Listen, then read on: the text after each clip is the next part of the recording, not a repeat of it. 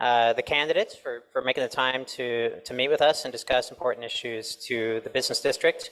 It is a very small district, and of course, there's a fair amount of people that live here. We love this district. It overlaps with the TBID quite a lot, but we recognize too that engagement with different parts of the community can be a real challenge at this level. So while we may not have a huge crowd here, it's valuable for everyone here, and the opportunity to discuss these questions with you, discuss our priorities with you. So with that, I'll hand it over to our moderator, and thank you all again for joining us. Looking forward to it. Thank you, Alex, and thank you to everybody joining us this morning here in person and also online. Thank you to our candidates, Cecillia and James, for participating. So this is going to be an equal time Q&A. So we're going to flip a coin in a moment to determine who kicks off opening statements, and then we'll go from there. We're going to do some rapid fire one-word questions just to break the ice. So a little fun to kick things off, and then after that we'll dive into a series of questions based around 4 different topics. So Alex, did you want to go ahead and flip the coin? And Cecillia, why don't you call?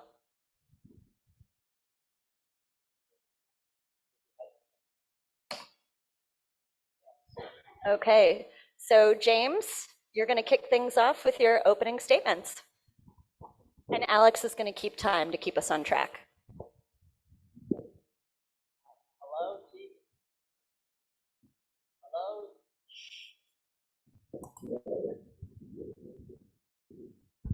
Okay.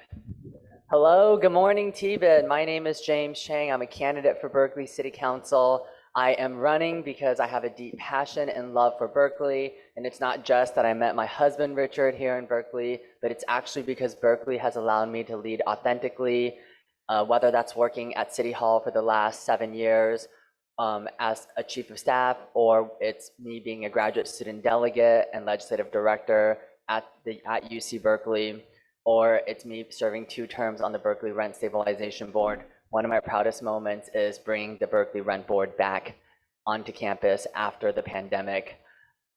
These are the reasons why I'm so proud of being here in Berkeley, and those have shaped me to run on 3 things. The first thing being housing and affordable housing.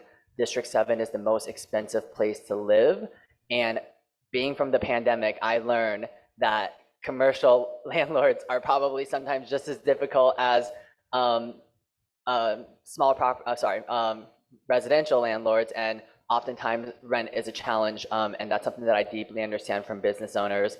And from that, I'm proud to say that I'm endorsed by the Berkeley firefighters, Lieutenant Governor Eleni Kounalakis, State Senator Scott Wiener, Assembly Member Liz Ortega, and Alex Lee, and the supermajority of Berkeley City Council. I look forward to hearing your questions and with our continued discussions on how we can make the TBID better. Thank you.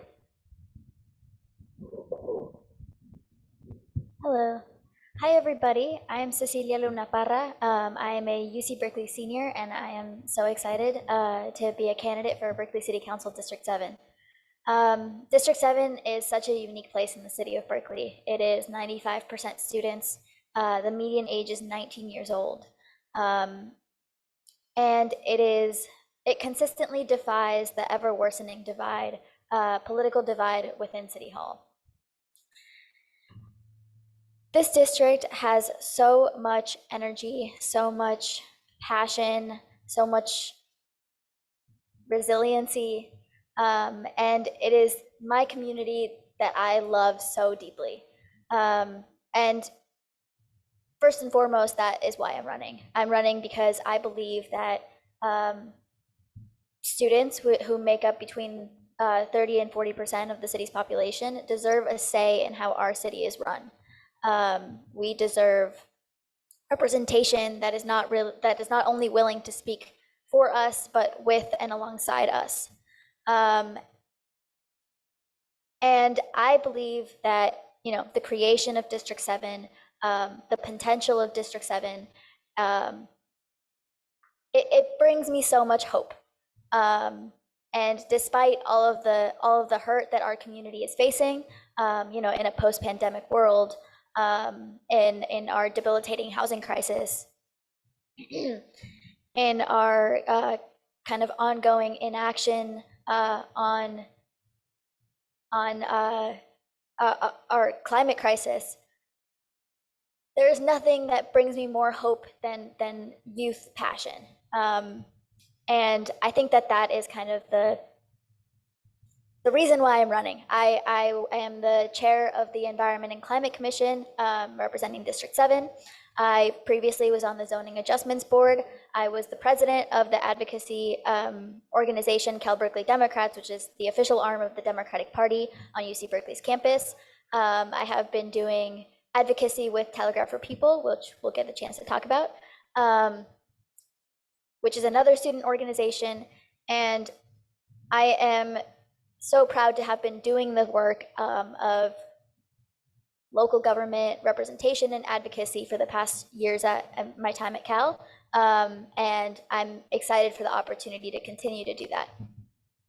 I think one of the biggest issues that we face within District 7 and the City Hall is that there is this misconception that that students and the rest of the city aren't aligned, that we're kind of at odds with one another. And I don't think that's the case at all. I think that we are able and should be building bridges between these communities.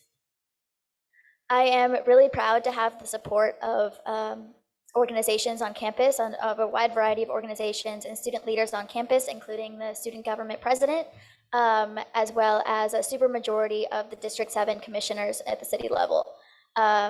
I am also really proud to work with worker unions, including UAW, which represents academic workers on campus, as well as SEIU 1021, which represents a majority of the City of Berkeley workers, and I'm proud to be endorsed by both of them.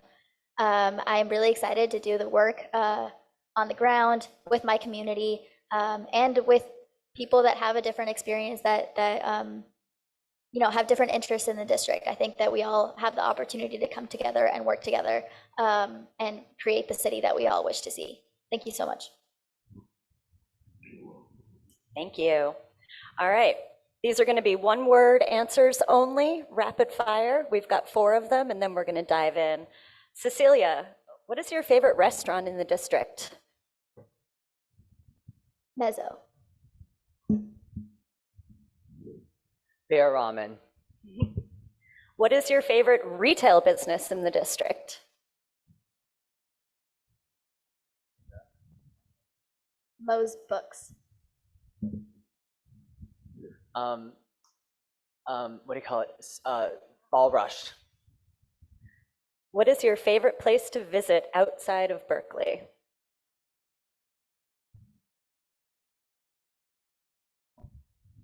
The Albany Bulb. Yosemite. All right, and finally, what is one thing you wish Berkeley was better known for?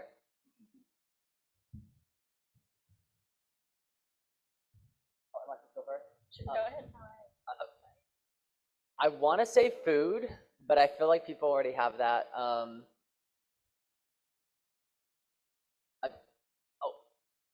East Bay Regional Parks. Traffic diverters. Nice. All right. Are we all feeling good? Warmed up? Feeling loose? Okay, we're going to dive right in here. These first few questions are going to focus on transportation and pedestrian infrastructure. James, you'll answer this one first. There's an ongoing discussion about the future of Telegraph Ave with a focus on the complete streets vision for the first 4 blocks. What overall design approach do you support for Telegraph, and should buses be prioritized over bikes, cars, and pedestrians? Thank you for that. I just want to say, I think in terms of walkability, bikeability, et cetera, the long-term vision, right, would be to be a Telegraph in which is just completely walkable. But I think in order for us to get there, we need to make sure that we have enough anchor tenants, so that way we can have a vibrant business district. For example, we've seen that happen in Wisconsin, in which we have the state capitol on one side and the university on the other, so that way there's enough foot traffic. Right now, we don't see that. And as somebody who has had the opportunity to talk to business owners, I hear over and over again that there is a concern for a lack of parking, and I definitely see that because the reality is that it's not just about the students around here, but it's also being able to serve the better community. And the truth is that if you look at downtown, it's not a good area, so they have to find other places to here. And obviously, we want downtown to do great, but until then, we have to provide enough parking for them to do so. And we want to make sure that we don't continue to increase the empty storefront on Telegraph, which I believe right now I think there's about 10, and we want to make sure we fill those up with more foot traffic. In regards to prioritizing buses, I think buses are important in the sense that like the whole point is to get folks all the way from San Leandro here. That was the original plan, and I think that's important, but I think we need to find a happy medium in regards to that as well. Do you want me to repeat the question, Cecilia? Sure. There's an ongoing discussion about the future of Telegraph Ave with a focus on the Complete Streets vision for the first 4 blocks. What overall design approach do you support for Telegraph, and should buses be prioritized over bikes, cars, and pedestrians? Perfect. Thank you so much. I was the former president of Telegraph for People, which is an organization, an advocacy organization on campus dedicated to transit justice more broadly, but their flagship specifically is to redesign Telegraph to essentially make it car-free. And in this leadership roles in this organization, I had the incredible opportunity to speak to a variety of business owners and understand and hear their concerns. And I think what we can fundamentally agree on is that Telegraph should be a destination that people can enjoy in and of itself. It should not be a place that people just walk through. And currently, unfortunately, that is the case. Many students and people who live nearby will just see Telegraph as a passageway rather than as a place to go in and of itself.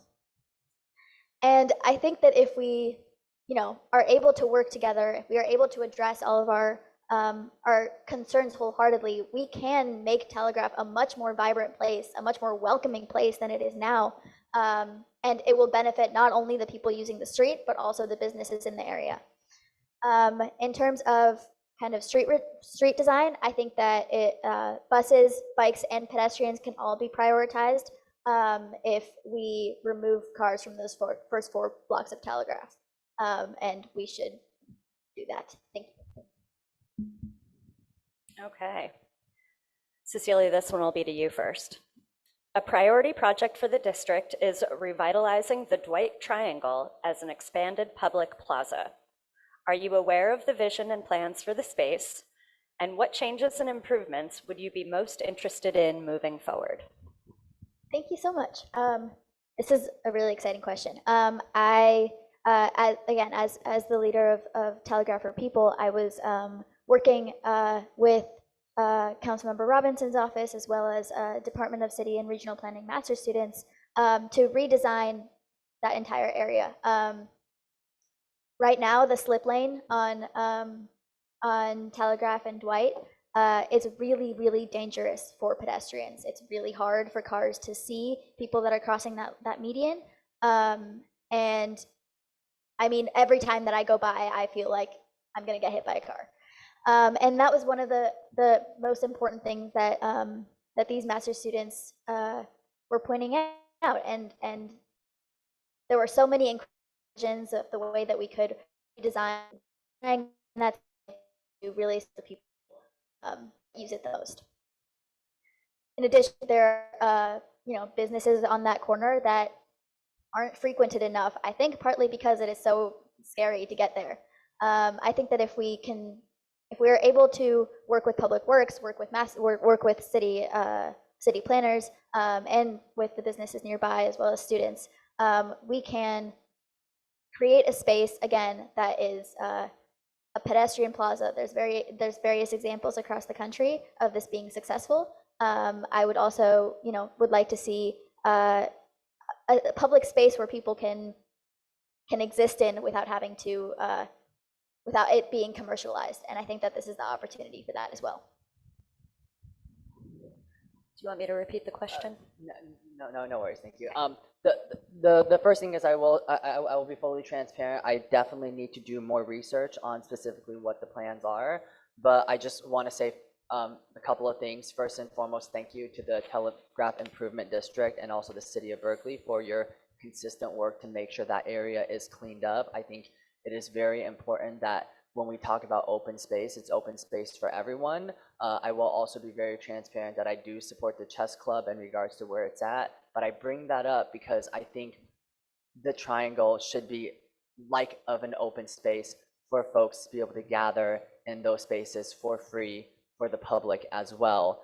And I say all of this because my vision for an area like that should be open, in which there are benches, there are tables for folks to enjoy coffee from Mario's, or bring their own packed lunches. And I think these open spaces should be for everyone in the community to enjoy. So that is my vision for it. And I think in regards to safety, it took 7 years working in Councilmember Bartlett's office to get the MLA Safe Cross Streets done on Martin Luther King. But I think if we have the will and the grit to really fight over time, I think we can get more traffic measures in there to make sure that folks do feel safe crossing there. But nonetheless, I think it should be an open space for everyone. Okay. James, this will be to you first. The city has struggled to advance several infrastructure policies and improvement projects, often citing a history of the City Council redirecting resources to new proposals. Can you commit to prioritizing existing plans and policies in order to ensure our current infrastructure needs are met?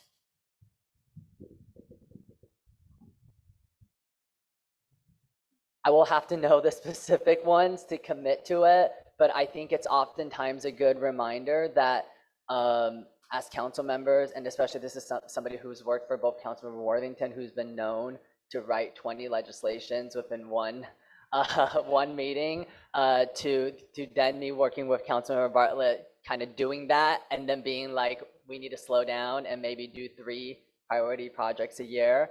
I think ultimately, I think Councilmember Lori Drosty and I think Councilmember Mark Humbert has kind of really demonstrated that you don't necessarily need to lead with new good ideas. You need to lead by making sure that every project that comes through has good governance. And like you said, we should be focused on things that are already being prioritized. And I just can't give you an exact answer because I don't know what specific those are, but I think from what I've learned is that we should, like, great ideas are great. We should fight and push for them, but it's also okay to slow down. And I think that's what's important. And of course, most importantly, when new ideas come up, it's important to have community engagement first and talk about what the priorities of the communities engaged want. And perhaps that engagement of what is being proposed as new might be more important than what is previously already out there. But also, it could just be that, no, they want the existing plans to go through. And I think that's how I would approach the situation.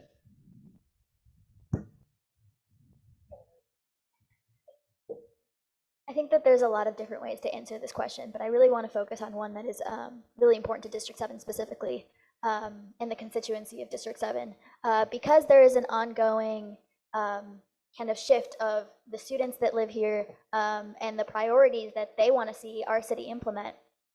A lot of the institutional knowledge that comes from kind of ongoing plans gets lost in the fray. And so something that is really important, that I think is really important, is to be in constant communication with your constituency, to make sure that not only they are aware of what the city is planning, but that they are excited for it. If we are able to get, if we are able to work with student advocacy groups and make sure that they understand not only the plans that are in place, but the political pressure that is necessary to implement them, we can make sure that the projects, the proposals that are being have been proposed in the past actually get followed through on. It kind of has to be a united effort to make sure that that institutional knowledge is carried on from generation to generation of students. And that is primarily how I would focus, making sure that that older proposals that have been prioritized in the past are able to be followed through on. Thank you. All right, we're going to pivot over to housing development and land use policies now. Cecillia, this one's to you first. The City Council has adopted several policies in recent years designed to significantly increase new student housing and remove barriers to larger buildings. Do you support those policies, and would you support increased density and height limits in the district that are equal to those in the downtown? Yes, absolutely. As a student, housing has been kind of the number one issue that not only affects our community, but that I have put in energy into advocating for.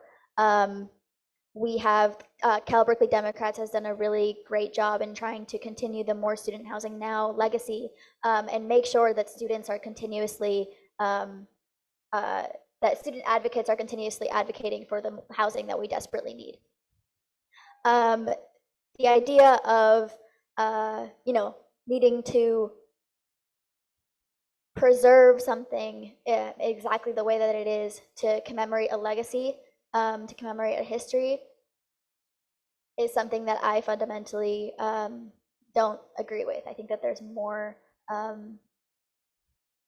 there needs to be more substance, and our city needs to allow a changing landscape, especially as the university continues to enroll more students and give more students the opportunity for upward mobility through UC Berkeley. I am really proud to have supported the Southside rezoning project with Councilmember Robinson this past cycle, and I look forward to continuing to work towards proposals like that, to work with transit and street redesign to make sure that altogether we can see a growing city that is really meeting the needs of the people who use it. Thanks. Would you mind repeating the question? Not at all. Yeah. The City Council has adopted several policies in recent years designed to significantly increase new student housing and remove barriers to larger buildings. Do you support those policies, and would you support increased density and height limits in the district that are equal to those in the downtown? The answer is yes, and I just want to start off by saying I was actually a pro-housing YIMBY person before the mayor was pro-housing, and that was that was during the SB 35 affordable housing density time. I was a big and that's in which you can have density if you have 50% affordable housing. And I was also a big proponent of SB 330, including building more student housing at the time. I am very proud to have co-founded the More Student Housing Now movement during Councilmember Worthington's time in office under his leadership. That forced the UC president, then forced the chancellor to develop that 12 sites to be built. Currently 5 is under construction, 7 has plans. And I think it's important that as we look at these 12 plans and we look at density, that we start pushing outwards. I know you said downtown District 4, but also properties in District 4 and moving into District 8 as well. I think it's, and I don't know if Councilor Humbert, how he'll feel about that because he endorsed me, but nonetheless, we also need to expand to those densities in those areas. And I think overall, and I think that's why I'm a big proponent of developing at People's Park, especially when we talked about walkability. Like, we need to have more foot traffic in Telegraph, and I think having those 1,200 students there would be very helpful to making sure that the density and also the foot traffic on Telegraph gets actualized. All right, well, that's a good pivot. I think we all want to talk a little bit about People's Park today. The university is anticipated to begin construction of the multifaceted housing and open space development project at People's Park soon following the upcoming California Supreme Court hearing in early April. James, do you support the project? Why or why not? I unequivocally support the People's Park project. And I think it's important to remember that the People's Park project plan has 1,200 affordable student housing that is meant to be built there, 1,100, sorry, plus, and also 120 plus permanent supportive housing for the homeless.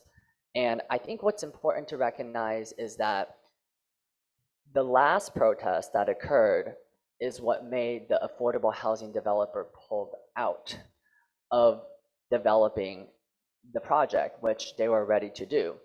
And the reality is that it's either that option or the continuation of People's Park being an open air drug market, right? And that is something that is very concerning in regards to safety. And overall, I think if we want to talk about taking affordable student housing seriously, especially if we want to talk about homelessness seriously, in which there'll be a homeless center that folks can go to, there'll be more eyes on the park. 2/3 of the park is actually still meant for open space for people to recreationally use, in which the police does not, whether we like it or not, enforce, right? These are all things that need to, that could and is absolutely could happen and be a beautiful space. And I just want to stress that I think people who do not support building there are people who aren't actually taking homelessness seriously.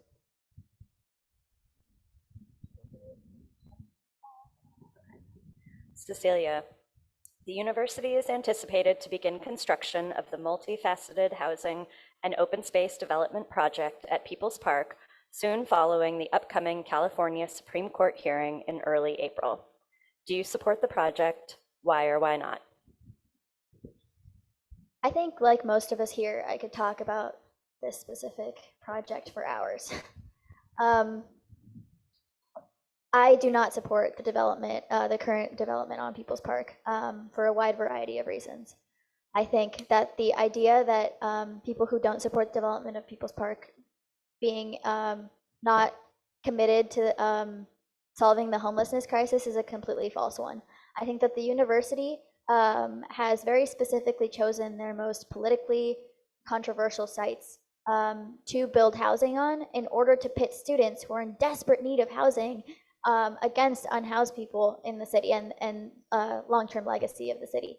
I don't think it needs to be like that at all. I think that the university should have prioritized building other sites that were much easier to build on, that wouldn't have kind of created this rift in our community that this project is currently creating.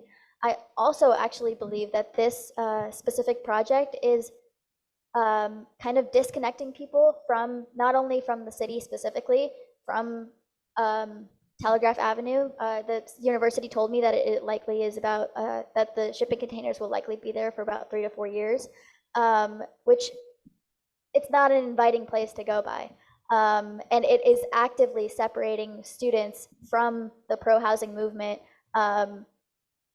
and making it politically insaleable to continue to build housing. And I want to work against that. Thank you. Okay, Cecillia, this will go to you first. What are your plans to support the development of new, affordable, and workforce housing in the district? What are some roadblocks that you see and recommendations for overcoming those obstacles? This is a great question, especially because it's something that I wish I had mentioned earlier. When we allow developers to build taller buildings, to build denser housing, that also incentivizes an increased affordable housing percentage. When developers have incentives to use the density bonus, there is a certain percentage of on-site affordable units that are required by the state, which, you know, even though the city is already meeting its market rate affordable housing, market rate housing requirements, it hasn't been meeting its affordable housing ones. But in order to actually get the affordable housing, we need both. They work in tandem with one another. On the public side, I think that the city has a lot of responsibility in building more affordable housing in the way that it has been in the past. I think that focusing on District 7 would be incredibly useful, and I strongly support it. I also think that the university has done the city of Berkeley has done a really great job with the roadway sites for motels and hotels have been a really great way to addressing homelessness, and I would like to see that program continue as well. I think that this needs to be a multifaceted, all of the above approach to addressing the housing crisis, and I think that the city has a responsibility to put in effort of its own as well. Thank you. So I absolutely support developing more workforce housing, but I do just want to say in District 7 specifically, I think just because District 7 is the most expensive place to rent, especially if we look at how many people are being crammed into one unit, I would stray away from necessarily developing workforce housing in this district specifically, but around the district, whether that's downtown, District 1, District 2, and even in District 5 and District 6, even if they're high risk fire areas, we need to be developing there, because the reality is right now UC Berkeley students, because they cannot afford to live in District 7, are moving further away into other districts that are traditionally red line districts that face a lot of gentrification. And the reality is that folks, those areas actually have more schools for families that could use those type of workforce housing. And as somebody who has had an opportunity to work for Councilmember Ben Bartlett's office, I helped make sure that churches in houses get built on church parking lots that are affordable for folks. It is important that we work with BUSD to fund their housing, for their workforce housing for teachers. And like I said, we need to be pushing housing all across the city of Berkeley, and we should be tailoring each of them to the demographics that it's meant to serve or historically serve and that need serving right now. Okay, James, this one's to you, and we're pivoting over to public safety topics now. What do you believe are the top public safety issues impacting the district's businesses, visitors, and residents? A couple of things. I think I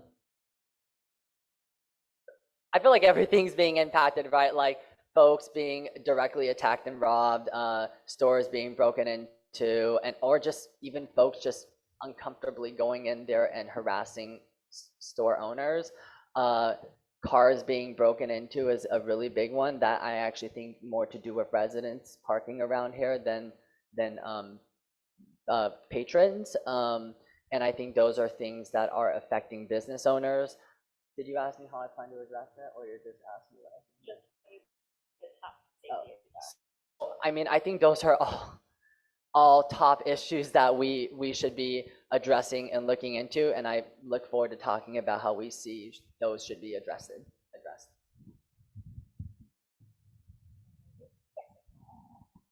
Cecillia, what do you believe are the top public safety issues impacting the district's businesses, visitors, and residents?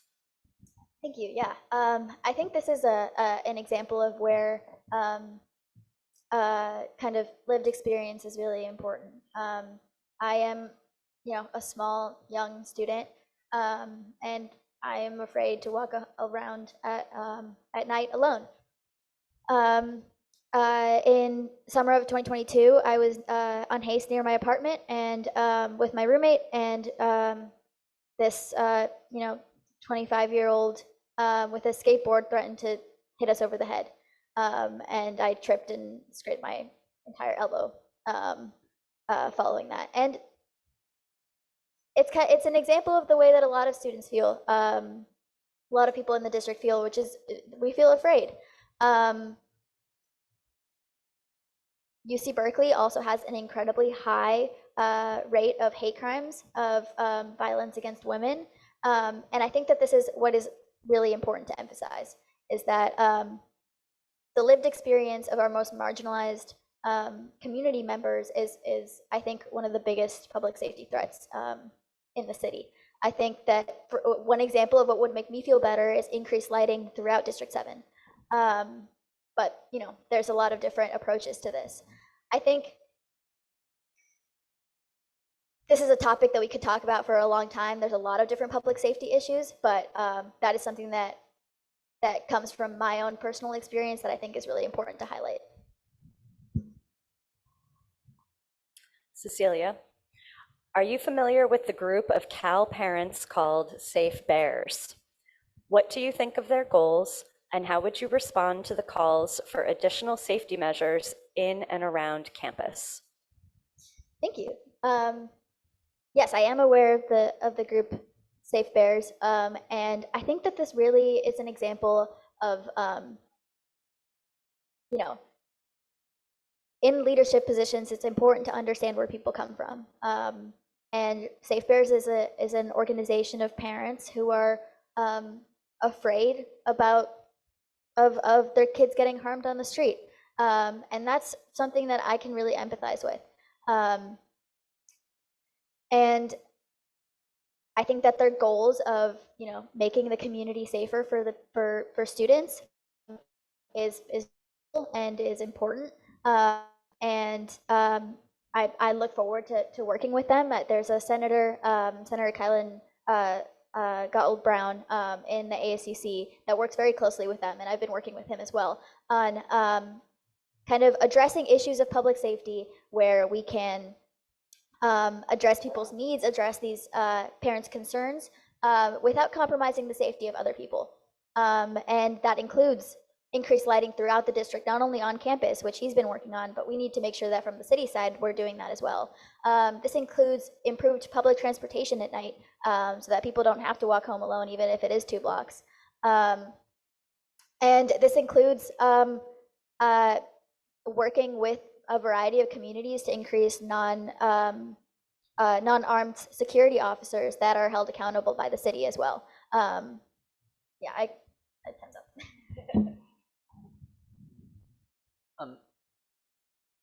Thank you. So I've had an opportunity to speak in front of Safe Bears a few times, and I just want to say that I always tell these parents, if only y'all were just helicopter parents, but the issue is currently what they're doing is they're not, right? And I think that's a problem, right? Because I think nobody wants their parents to helicopter over them during their college experience, but yet it seems like this is so necessary.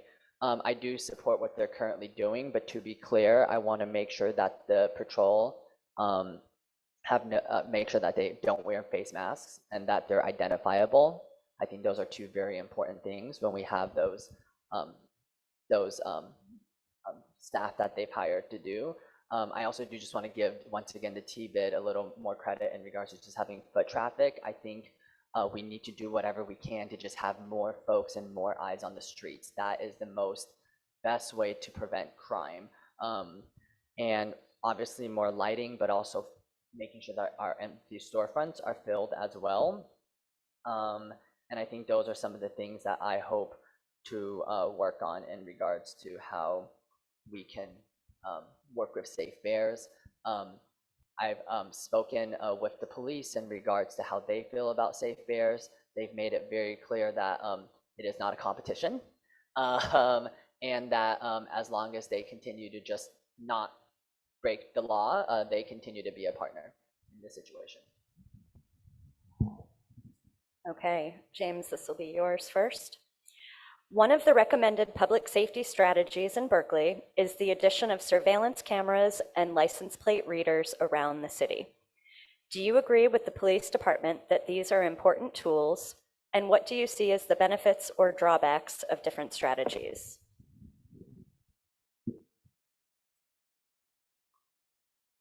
I agree with those recommendations as a last resort.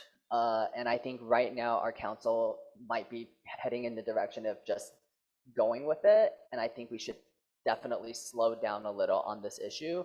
But nonetheless, I think they are important in regards to solving crime if crime is not being resolved. And my policy on crime has always been we need to look at crime block by block. If there's a hot spot and we need cameras there and we need surveillance, we should do it. But before we do that, we need to make sure that once again, whether or not there's lighting, whether or not the empty storefronts are filled, how we can get more eyes there, how we can make sure there's perhaps more foot patrol there, or whether private businesses can have cameras that they're willing to share with the city of Berkeley. And then if all those things are exhausted, then I think we should put it, I don't think we should be open and, more importantly, willing to put cameras there, right? But I think it should be a last resort, because at the end of the day, I think folks' civil liberties are important.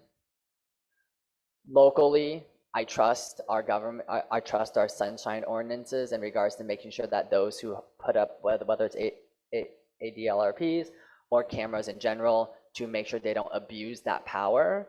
But the reality is that we don't know what the election is going to look like in 2024, and at the end of the day, I don't want these public cameras to be in the wrong hands. So like I said, open to it, definitely want to use it as a last resort, but we should definitely be careful on how we use it. Thank you. Can you repeat the question just for the formatting? Yeah, definitely. One of the recommended public safety strategies in Berkeley is the addition of surveillance cameras and license plate readers around the city.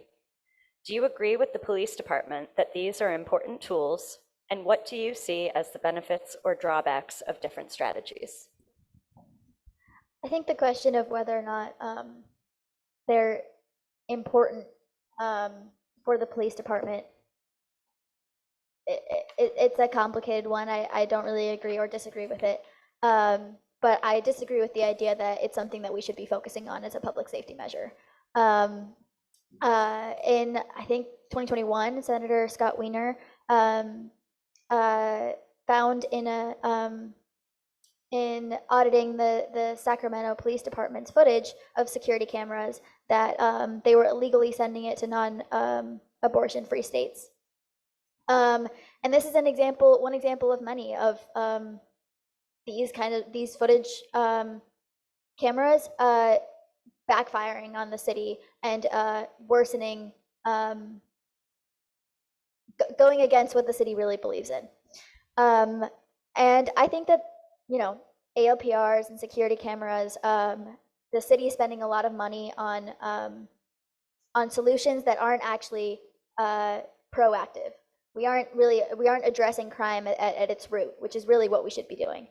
They're spending, in my opinion, too much money on reactive measures rather than proactive ones, rather than actually addressing crime.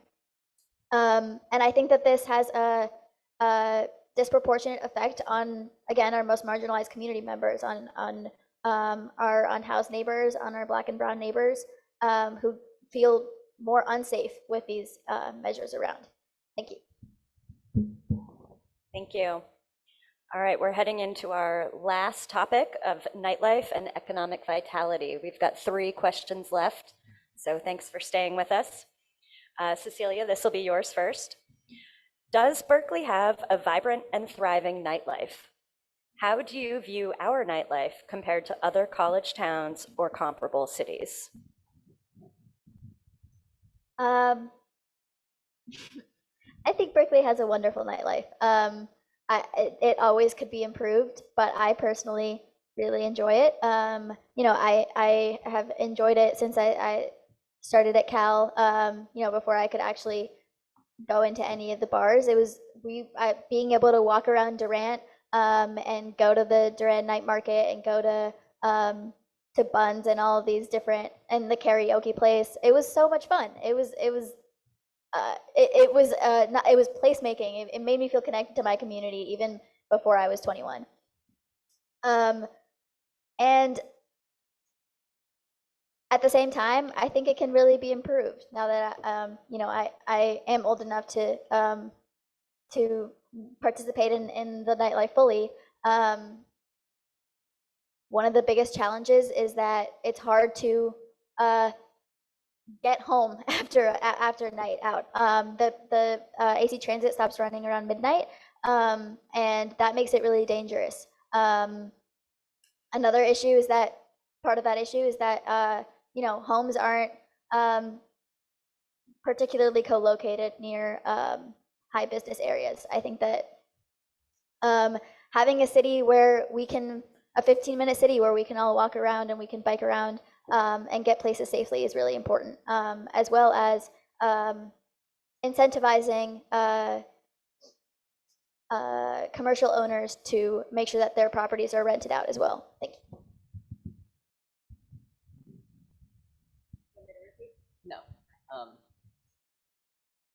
I just want to give a highlight to our mayor, Jesse Edegine, because he's done a lot for our city, especially when it comes to a lot of these things. And I say that because I'm going to mention Senator Scott Wiener, and he's been mentioned 3 times already. I support, I actually really support increasing nightlife in the city of Berkeley, whether that's downtown or it's Telegraph. And I would love to see, I know it's not listed in one of the cities, but I would love to see his 4 a.m. bill pass, and I would love to see that in the city of Berkeley, if anything in District 7. Not sure the neighbors are gonna like it, but it is what it is. But before we go there, right, I think it's so important that we do address safety first. And in order for me to feel comfortable doing that 4 a.m. thing, people need to feel safe. And on safety, I wanna be very clear, like, we don't live in 2 worlds, right? You can be a victim of over-policing, racially profiled policing, and also be a victim of crime. And quite frankly, I think if you're from a marginalized community member, oftentimes you're more likely to be a target of crime. So we need to hold our officers and actually we need to hold any of our government officials accountable, especially our police officers. But at the same time, we need to understand that, like, when people have something happen to them, when crime happens to them, they need to feel like they can access that service, and they have the right to access that service. I am proud to say that, like, obviously Raleigh's Tacos Tuesdays is amazing. Tap House is fun. Free House is great, especially if you're a grad student. Kips is pretty fun if you want to go a little extra sometimes. But I also hope, like, places like Pappy's open up, because I know that Pappy's was a destination in which folks from outside of Berkeley can come to really spend money and to make it activated. So those are things that I hope to see in regards to our nightlife. Okay, and James, this next one is for you first. The level of cultural and economic activity in Berkeley related to performances, athletics, recreation, and entertainment on campus has been limited by a history of opposition from neighboring residents. What will you do to support more events and attractions for visitors and locals alike? Well, the first thing is, it's always important to remind our residents who live here, especially who live around all these lovely areas, whether it's Zellerbach or the stadium, that, like, this is the culture that probably made you stay here to begin with. And obviously we need to come down, not in an aggressive manner, we need to come in a very peaceful manner, but I think that's very important to point out. I think some of the biggest issues actually regarding that is parking. And one of the things that we should really promote, and it is a long-term plan because people won't just do it, is we need to provide shuttle stations. So whether that's the adult school on San Pablo and shuttling people all the way to the football stadiums or to even Zellerbach, I think these are all very important. Yes, it's nice that some of the frat houses can charge $40 to $50 a parking space. I think they still can do that, including the co-ops being able to do that. But I think overall we need to be doing a lot of different approaches to make sure that we do address neighbor concerns, including their parking spaces, and also the long-term plan of making sure that people can access our great cultural spaces. And I think that's something that I'm really committed to in regards to just making sure that happens. And no offense, downtown, but I do hope that District 7 is the heart of Berkeley when it comes to business activities and where it's the place to be. But I think friendly competition is good, and competing against each other as to who has the most sports storefront filled, who has the best nightlife, I think that's a great thing. And the best thing for Berkeley is for them to walk from downtown up to here, and from walking from Telegraph to downtown, because it is all walking distance to really make Berkeley fun.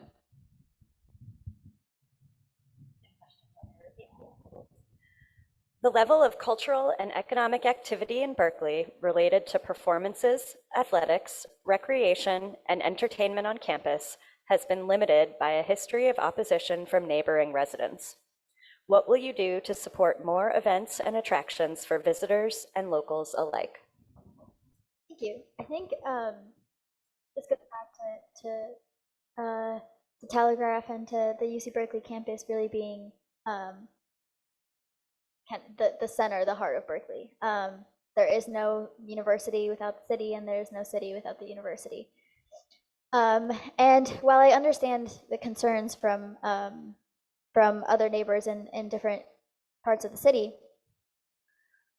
I agree that you know, this is why people likely came and stayed in the city. And I really think that there is something for everybody here. For example, the university students have such a wide variety of abilities of performances that should be celebrated throughout the entire city. I think also the fact that it can be expanded through in other areas outside of the university would be really helpful. For example, the the theater on College Avenue is appreciated by a lot of the neighbors, and you know, allows students and community members on campus to interact with other parts of the city. And I think we had a really lost opportunity after the bus rapid transit was eliminated on Telegraph Avenue. I think that increasing public transportation in the entire area would vastly improve connection between the city and other areas as well. Okay, this is our final question, and then we'll go on to closing statements. Cecillia, this one's for you first. Policies like the Fair Workweek Ordinance, Hard Hats Ordinance, and the recently overturned natural gas ban have significantly impacted Berkeley-based businesses and the potential for new development. If elected, will you commit to engaging and listening to competing stakeholder groups when considering new policies? And how do you weigh the impact on constituents that are not voters? Absolutely. I think that in every circumstance, regardless of, you know, my personal opinion or even the personal opinion of District 7 constituents, it's important to talk to all of the people that are involved in different decision-making positions. As a council member, I would feel that it is my duty to speak, to prioritize the voices of those that generally don't have a voice, and that includes workers, that includes tenants, and that will be where I will be putting most of my my energy. That does not mean that shutting everybody else out is the answer. I think that it is really important to build consensus, and I think that it is really possible to build consensus. That is the whole point of having, you know, a representative that is meant to be there for people who are historically underrepresented, which in this case is students. I think that it is possible, not only possible, but really exciting to be able to build these kind of relationships with a wide variety of stakeholders. And I look forward to being able to work on that with you all. I think I'm good. First and foremost, I just want to say, Cecillia, one of the best things about running against you for city council is that you remind me that like workers' rights are super important, and it's actually workers that drive the engine of this city, along with the creativities of obviously the business owners that provide those jobs. And in regards to Fair Work Week, I just want to say, like, I do know that there's a phasing part of all of this, and we should definitely be taking a data approach in regards to how it's being phased. I'm very proud of our city's hard hats ordinance in regards to how we treat construction workers and of course their need for healthcare and etc. I want to be very clear, I am a Haas MBA student who is getting a certificate in real estate development, so I have a keen understanding of what needs to pencil out when it comes to development, and I'm also endorsed by the Alameda County Building Trades, them knowing very well that I have a business background, because especially in this day and age in which loans are not being given out by banks, I think more than ever we need leaders that are able to bring parties together. And yes, we have laws and regulations in place, but also being able to let workers directly negotiate with developers to find common ground. So that way, it's not just folks walking away from projects, it's folks being able to find common ground. So that way, projects can move forward, more housing can be built, and also people having jobs, which I think is most important. And just so everybody knows, like the reality is that all the state legislation that are pro-housing is actually being pushed by these labor unions because they are just as committed to building it for those jobs as much as they are committed to making sure that their workers have all the rights that they need. So I hope that answers your questions, because I don't know if I missed anything. All right, well, thank you. We are just at time. I know we covered a lot of ground in a very short amount of time. I'm very grateful for both of your participations. We're going to wrap up with closing statements right now. Cecilia, you'll kick things off, then over to James, and then Alex will come up and close us out. You have 2 minutes. Thank you so much. I think I really want to emphasize again the life that this district has. There again is so much passion, so much love, so much knowledge that isn't tapped into enough. And I am really, really looking forward to doing that. As I have the support of so many student organizations, of so many student leaders that I'm so honored to work alongside with. And I am so excited to continue to do that. At the same time, I understand that being a leader requires speaking to people and interacting with people from a wide variety of perspectives, and to be a true consensus builder. And I'm really committed to doing that. And I'm really, really looking forward to doing that with you all as well. I think if I were to be elected, I would be the first undergraduate student to ever be on Berkeley City Council. I would be the first openly queer woman of color. I would be the first Latina to ever serve on the Berkeley City Council. And this is really, really, really important. I cannot understate it. And it is with these lived experiences, it is with knowing what it is like to be an undergraduate student in 2024, that I am delighted to have the chance to represent such an incredible space. And I'm really looking forward to doing that with my community, alongside my community, and beyond. Thank you so much. This election matters.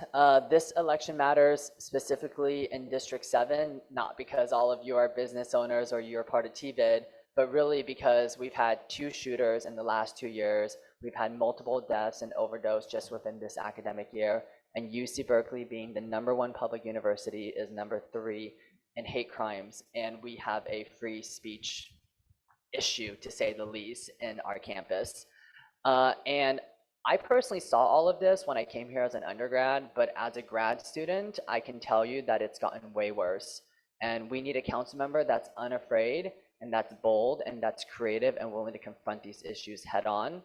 I have the experience to do so. I am proud to be the co-author of the George Floyd Act that created the $8 million pilot funding for the specialized care unit,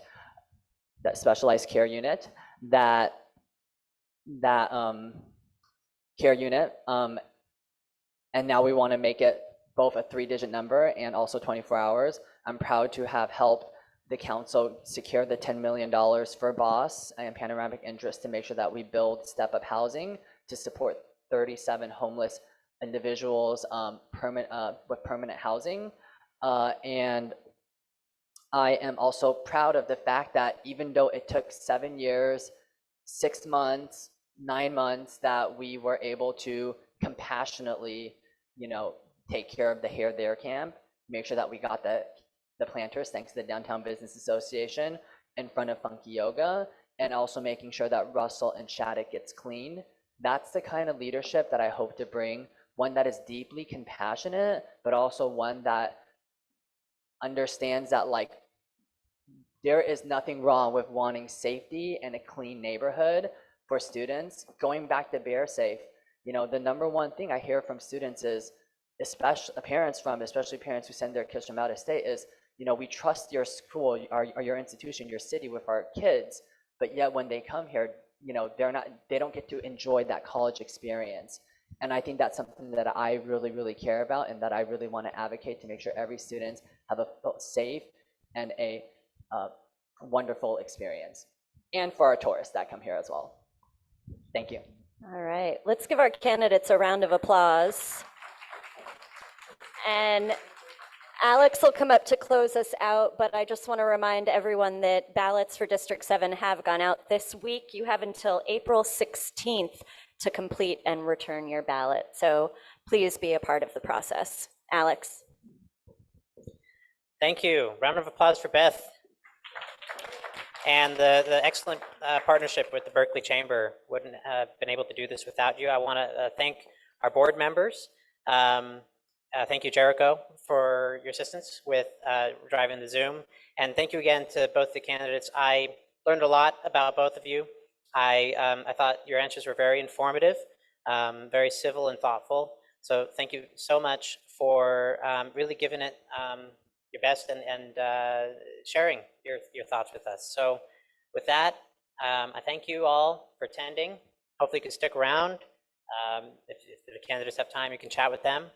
And if you're a voter here, make sure to vote on April 16th. Thank you.